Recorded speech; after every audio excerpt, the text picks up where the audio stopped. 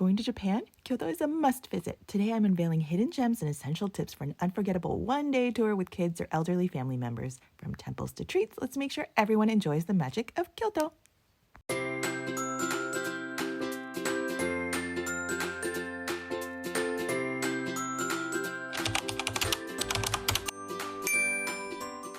There's so many amazing sites like the Bamboo Forest and Kinkakuji, but they're so far apart. May I introduce you to the Skyhop bus, which would be super convenient to see what you want, especially with kids. You still might not be able to see everything, but you can save those little legs and see a big picture. So let's first start out with the hop-on hop-off bus tips.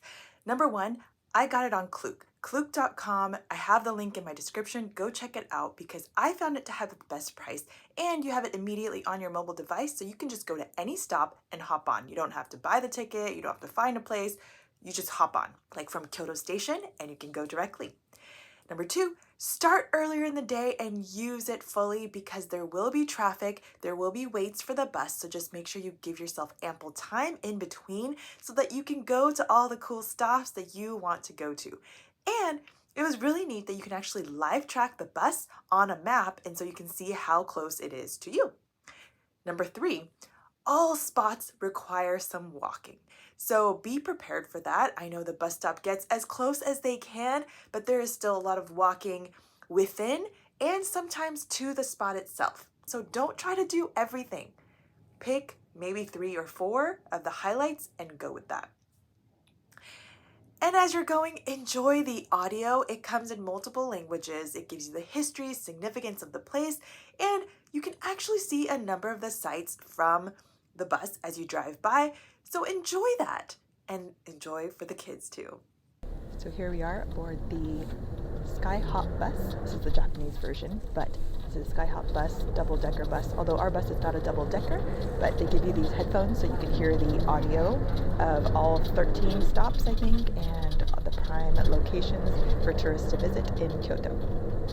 Now let me tell you some of the spots that I would recommend. If it is your first time, I would absolutely go to Kinkakuji, which is the Golden Pavilion. When you see pictures of Kyoto, you're going to see the beautiful Golden Pavilion because it's just something that you don't see in a lot of other places.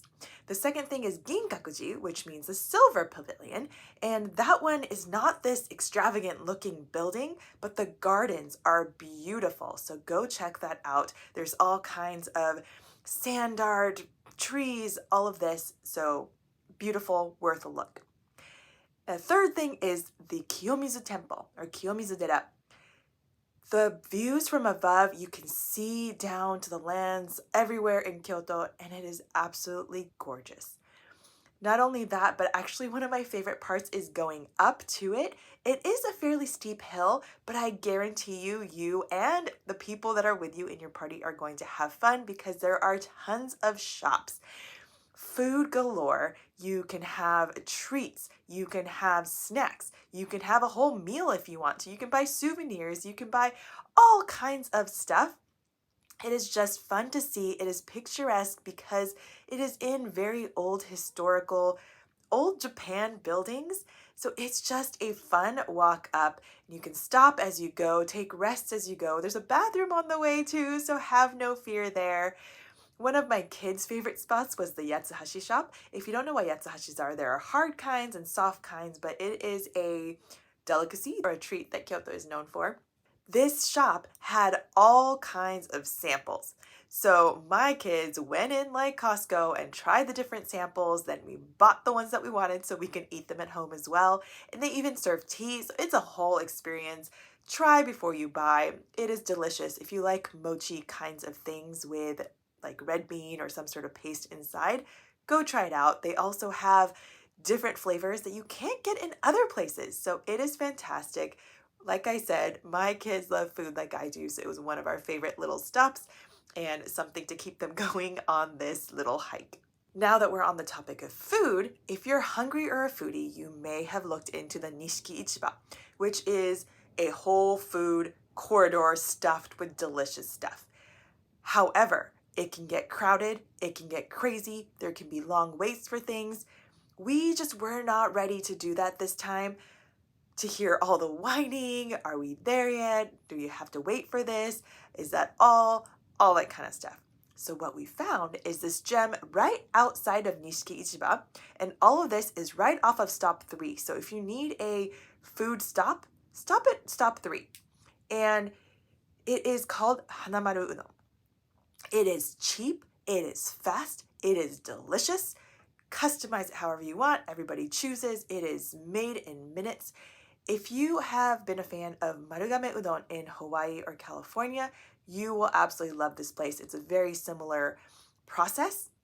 Our whole family loved it. We were quickly back on our adventure on the road again. It met our needs.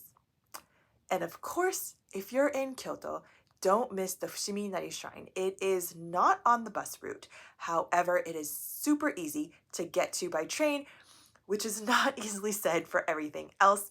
It's just a few stops away from the Kyoto station, so even if you're just hitting it on your way out or on your way in, it's a must-see. There's not too much climbing, which means it is appropriate for all ages, everyone in your party. Check out this video if you are interested in more details, because I went into detail about it there and showed you what you might be able to see, how steep it might be, all that kind of stuff. And if you enjoyed this video, remember to subscribe, and I'll see you in the next video.